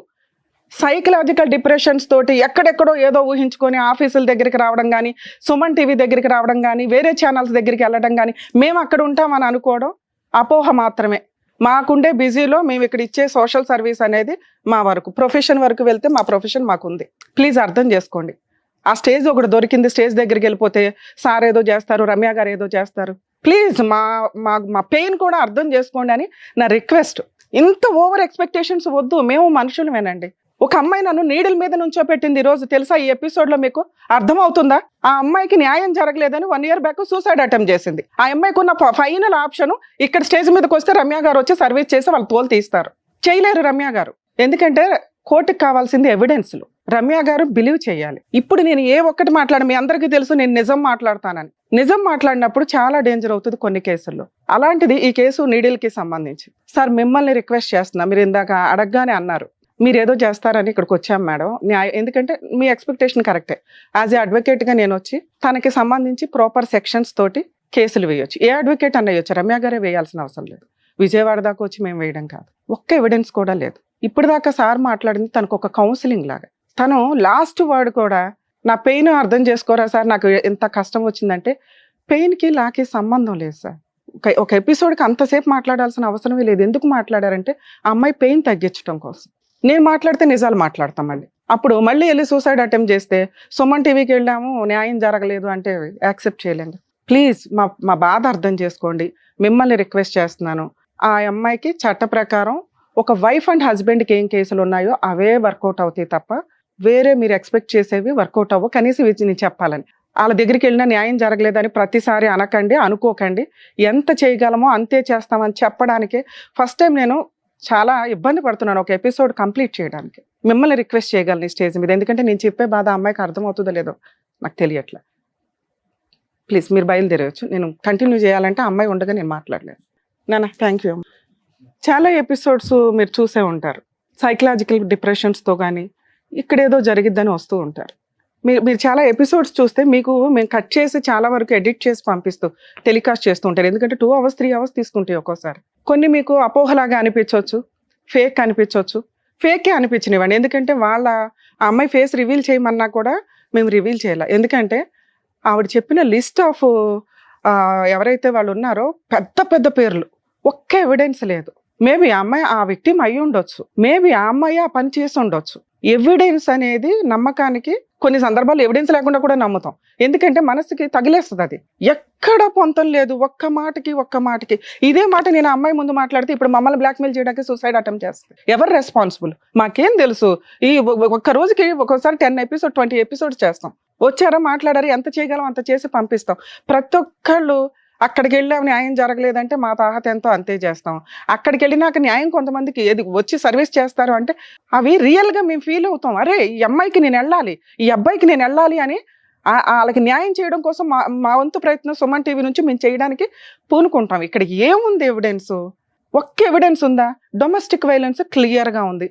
ఒక హస్బెండ్ వైఫ్ మధ్య జరిగిన గొడవలు, దానికి సంబంధించి ఫొటోస్ ఉన్నాయి. ఆ అబ్బాయి మీద 498 కేసు రిజిస్టర్ అవుతుంది. పోలీసులకి ఏం పని లేదా? ఇంత విక్టిమ్ లిస్టు వాళ్ళకి దొరికితే ఈవిడ చెప్పిన పేర్లకి టైం పాస్కి కేసు వేసినా వాళ్ళకి మీకు అర్థమవుతుంది ఏం జరిగిద్దాం. అది కూడా వాళ్ళు వేయలేదంటే సిచ్యుయేషన్ ఏంటని అర్థమైందిగా. సైకలాజికల్గా ఆ అమ్మాయి చాలా డిప్రెషన్లో ఉంది. ఈ మాట అమ్మాయి ముందు మేము చెప్పలేం. ఒక కొడుకు 21 yearsకి వచ్చేసిన కొడుకు అమ్మ సూసైడ్ చేసుకుందని పక్కింటి వాళ్ళకి ఎదిరింటి వాళ్ళకి, అలా అమ్మ ఆల్రెడీ డబ్బులు ఇస్తుంది, మళ్ళీ అమ్మకి తెలియదు ఈ విషయం. అక్క ఆల్రెడీ చూసుకుంటుంది, అక్కకి తెలియదు. చెల్లి ఆల్రెడీ చూసుకుంటుంది, చెల్లికి తెలియదు. అన్ని అబద్ధాలు. మేబీ ఆ అమ్మాయి ఆ విక్టిమ్ అయినా కూడా ఎక్కడ స్పందించడానికి ప్రాపర్గా అనిపించినప్పుడు న్యాయం చెయ్యలేము. ఎవిడెన్స్లే ఉండవసరలా, నిజం అని మాకు అనిపించిన రోజున నిజంగా నేను అక్కడ విజయవాడ వెళ్ళేదాన్ని, కేసులు వేసేదాన్ని, తోలు తీసేదాన్ని. ఒక 498 కేసు పోలీసులు తీసుకోలేదు అని అనటానికి లేదు. 498 తీసుకోవడానికి రెడీగా ఉన్నారు. ఆ అబ్బాయి డైవర్స్ ఇచ్చేసి పెళ్లి చేసుకోవడానికి, విడాకులు తీసుకోవడానికి రెడీగా ఉన్నాడు. అంటే ఒక వైఫ్ అండ్ హస్బెండ్ కేసు ఎట్లా ఉంటుందో సేమ్ అంతే ఉంది కేసులో. లీగల్ ప్రొసీడింగ్స్కి వెళ్ళినప్పుడు తనకి జరిగిన అన్యాయమో లేదా తనే ఏదన్నా చేసిందో హస్బెండ్కి నువ్వు ఏం చేసావో చెప్పు అని అన్నప్పుడు నా దగ్గర ఎవిడెన్స్ లేదండి, ఇదిగోండి ఆ ఫోన్ పగలగొట్టేశాడు, ఇంకొకటి ఉంది అది పగలగొట్టేశారు. మేబీ అలా పగలగొట్టేసినప్పుడు ఈమె ఆల్రెడీ ఫస్ట్ 6 monthsలో జరిగిన దానికి ఒక 1 year గ్యాప్ తీసుకుని మళ్ళీ అదే ఇన్సిడెంట్లోకి వెళ్ళింది. తను చెప్పిన వర్షనే మాట్లాడదాం. 2 years మళ్ళీ అదే రోజు తన్నులు తినటం, వెళ్ళటం, పడుకోవడం, డబ్బు సంపాదించడం, డబ్బంతా ఆయనే తీసుకుంటాడు. 200 కూడా వాళ్ళ అబ్బాయికి ఇప్పించడు, ఇవ్వనివ్వడు. అంత నరకం పడుతున్నప్పుడు రెడీ హ్యాండెడ్గా పట్టించవచ్చు, చెయ్యలే. ఎవరైతే పెద్ద వ్యక్తులకు పేర్లు చెప్పిందో వాళ్ళందరి గురించి వీడియోలు ఉన్నాయి. రెడీ హ్యాండెడ్గా కేసు ఫైల్ చేయలే. 4 సంవత్సరాల నుంచి అదే సరౌండింగ్లో ఉంటుంది ఖాళీగా. వాళ్ళ అమ్మ ఇంటికి రానివ్వదు, నువ్వు మా ఇంటికి రాక అందా, కానీ డబ్బులు మాత్రం పంపిస్తుంది. ఒక నిజం ఎలా కనిపెడతామని మీరు అనుకుంటున్నారు కదా, వాళ్ళ మాటల ద్వారానే. ఒక క్రాస్ ఎగ్జామినేషన్ కానీ ఇవి కానీ ఎందుకు గంటలు గంటలు మాట్లాడిస్తామంటే ఎక్కడొక్కడ దొరుకుతారు వాళ్ళు నిజం ఏంటి అనేది. ఇక్కడ అమ్మాయి మాట్లాడిన ఫస్ట్ స్టెప్ నుంచి నాకు అర్థం అవుతుంది. మేబీ బాధితులు ఇక్కడికి వచ్చినప్పుడు కూడా సైకలాజికల్ ప్రాబ్లం ఉన్నాయి కూడా మేము చాలా కూల్గా చెప్పి వాళ్ళలో మోటివేషన్ క్రియేట్ చేసి పంపిస్తాం. కానీ ఆ అమ్మాయికి ఎంతసేపు ఎవరు మాట్లాడినా యాక్సెప్టబుల్గానే లేదు. వాడిని పనిష్ చేయాలి, ఏముంది అక్కడ పనిష్ చేయడానికి? ఇదే మాట మేము అక్కడ మాట్లాడితే మళ్ళీ సూసైడ్ అటెంప్ట్ చేసి సుమన్ టీవీకి వెళ్ళాము సూసైడ్ అటెంప్ట్ అనే మళ్ళీ అదొక టైటిల్. ఈ కేసులో ఆ అమ్మాయికి జరిగేది ఓన్లీ 498 కేసు, డొమెస్టిక్ వైలెన్స్. పోనీ ఆ కేసులన్నా వేసుకోవచ్చు. లాయర్ని కొనేసాడట, ఆయనే పావల. అతనే నిజంగా బిజినెస్ పర్సన్ అయితే ఈ అమ్మాయిని పెళ్లి చేసుకోవాల్సిన అవసరమే లేదు. ఒకవేళ బిజినెస్ పర్సన్ అయినా భార్యని బిజినెస్ లో పెట్టాల్సిన పని లేదు, ఎందుకంటే ఈవిడ లేనప్పటి నుంచి ఆ బిజినెస్ నడుస్తున్నాయి కాబట్టి. ఒకవేళ ఇద్దరు గుంపుగా చేసినా ఈవిడ ఎవిడెన్స్లు పట్టుకొని తోలు తీసేయొచ్చు. మేము ఎక్కడ సఫర్ అవుతున్నాం? ఒక అమ్మాయి మీరు చాలా ఎపిసోడ్లు చూస్తుంటారు, ఇలాంటిది జస్ట్ ఫోటో తీసారనే తోలు తీస్తున్నాము. పక్కన ఇంతమంది రేపులు చేసేసి ఎంతమంది నిద్ర, ఆవిడే పట్టించుకోదు, మేము పట్టించుకోవాలి. ఇప్పుడు ప్లీజ్ ఏమనుకోకండి. ఈ కేసులో లీగల్గా తన కోర్టుకు వెళ్తే ఒక వైఫ్ అండ్ హస్బెండ్కి జరిగే ఏ న్యాయం జరిగిద్దో అదే జరిగిద్ది. తను ఎట్లాగో వీడియో చూస్తుంది కాబట్టి తల్లి నీకు రిక్వెస్ట్ అమ్మ, అతన్ని ఏమీ చేయలేకపోతున్నాను అనేది మర్చిపోండి, దేవుడు చూసుకుంటాడు. మీ వరకు మీకు ఒక కుటుంబం ఉంది, ఒక పిల్లాడు ఉన్నాడు, మీరు బతుకుండడం చాలా అవసరం. టైం పాస్కి మీరు సూసైడ్ అటెంప్ట్స్ చేసుకుంటూ కూర్చుంటే కుదరదు. ఈ రోజున చూస్తున్నాం, రీసెంట్గా ఒక ఆమె పాపం బట్టలు ఇప్పేసుకొని వెళ్ళిపోయి సూసైడ్ అటెంప్ట్ చేసేసుకొని. ఎంత వర్క్ స్ట్రెస్, లేకపోతే ఏంటి, మాట్లాడుకోవడానికి మనుషులు దొరకట్లేదా మీకు? సూసైడ్ టెండెన్సీ వస్తుంటే ఖచ్చితంగా ఎవరో ఒకరితో మీరు షేర్ చేసుకోండి, మాట్లాడండి, సైకియాట్రిస్ట్ని కలవండి, కౌన్సిలింగ్లు తీసుకోండి. ఎందుకు జీవితాలను నాశనం చేసుకోవడం? అంత స్ట్రెస్ ఎందుకు పెట్టేసుకుంటున్నారు? ఇంతే ఇట్లాగా. పిల్లాడు లేదు, అమ్మ లేదు, ఎవ్వరు లేదు, అమ్మాయికి చచ్చిపోవడం కావాలంతే, లేదా అణురేసేయడం. ప్లీజ్ బతుకుండండి. మరో కథతో మళ్ళీ కలుద్దాం.